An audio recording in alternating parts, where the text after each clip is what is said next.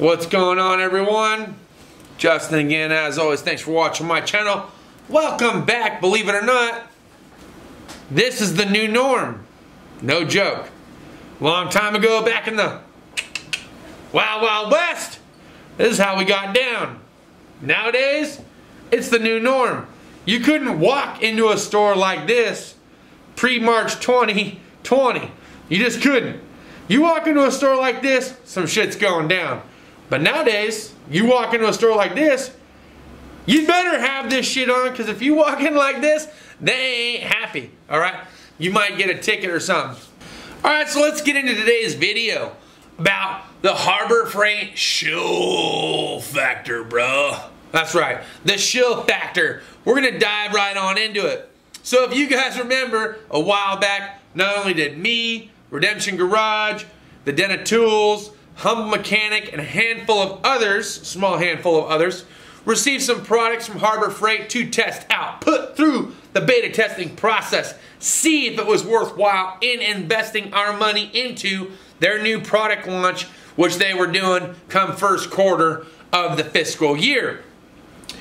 Some of those guys, including myself, did not have the greatest time with some of the products, but didn't have the worst of time. In fact, it was pretty much the Harbor Freight special, right?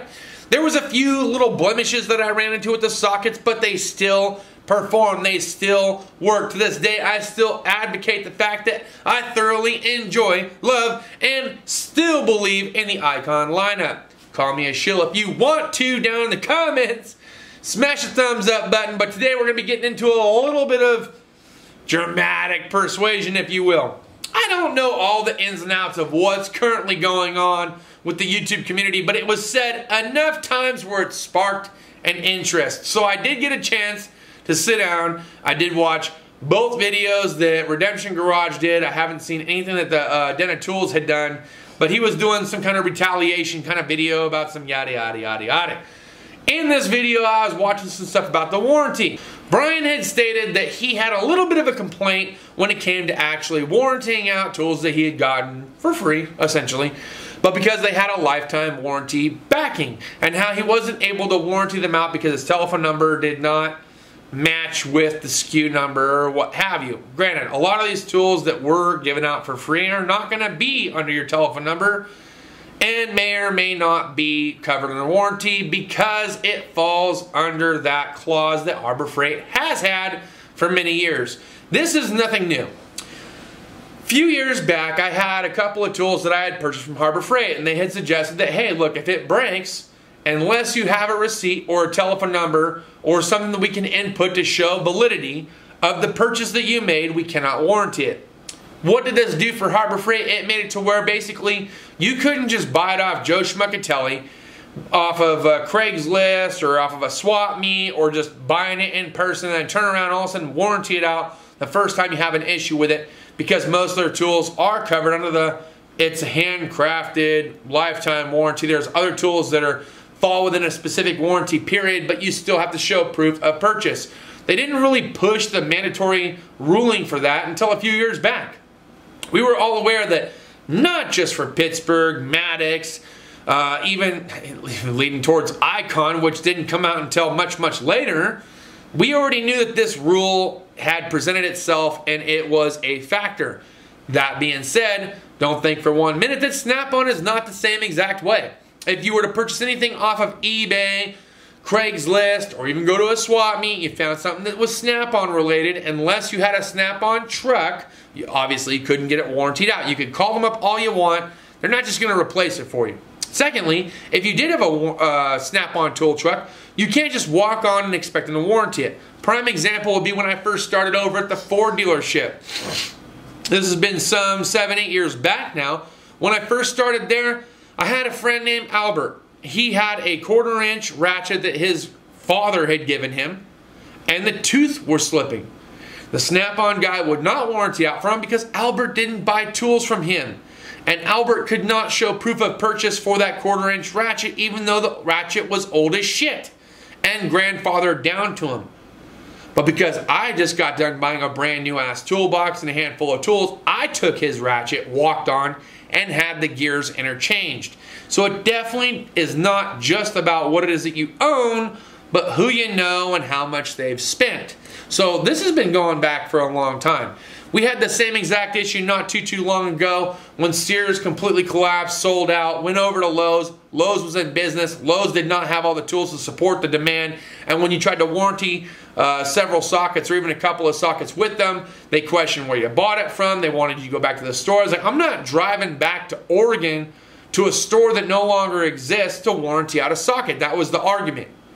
Later down the road, as they had the products developed and put them on the shelf, then I was able to warranty out a couple of the worst ones. But I didn't warranty out the whole set like I initially tried to do. So even Lowe's does it, okay?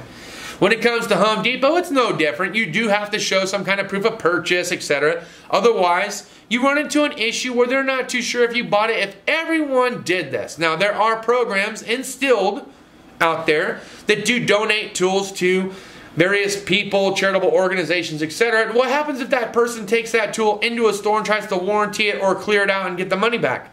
Should they get all the money back? Now that becomes a question, right?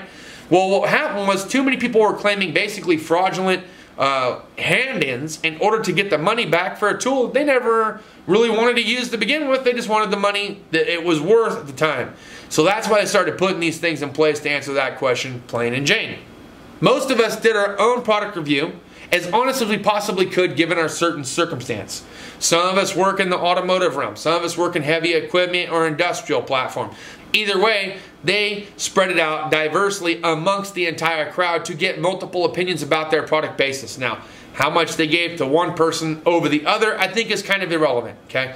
They gave you an opportunity to showcase their tools or their toolboxes in platform to what it is that you currently do and to see what kind of review you could possibly develop, and in hopes that maybe it would help to escalate whatever kind of sales that could possibly develop as a result of you doing the review. Okay, that is business 101. That's just the way that it goes. Some of us were able to give positive reviews, some of us negative reviews, some of us positive in the beginning, negative towards the end.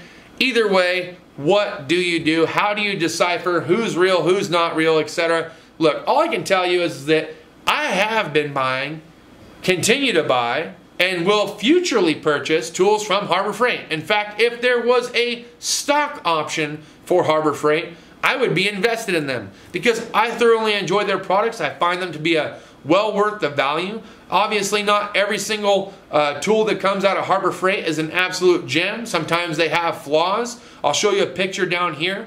I had purchased this 26-inch toolbox when a couple weeks back.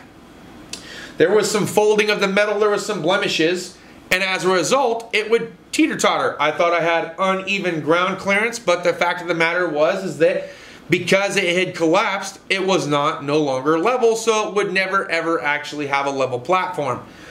Once I actually took it back and traded it in, it was only then at that point that I realized there was more frame structure and support, no dents, and now the thing stands perfectly tall. I still think this is the best toolbox to get if you're looking for an apprentice toolbox, DIY home garage, weekend warrior. That is my personal opinion, and I feel like I'm entitled to it, okay? This is my own channel. If you don't like it, you don't have to watch it. I'm not trying to tell you to watch it. What I am trying to tell you is that even if Harbor Freight never sent me not one tool, you guys already know I've been reviewing them for years, I would still give them reviews. I still purchase things from them.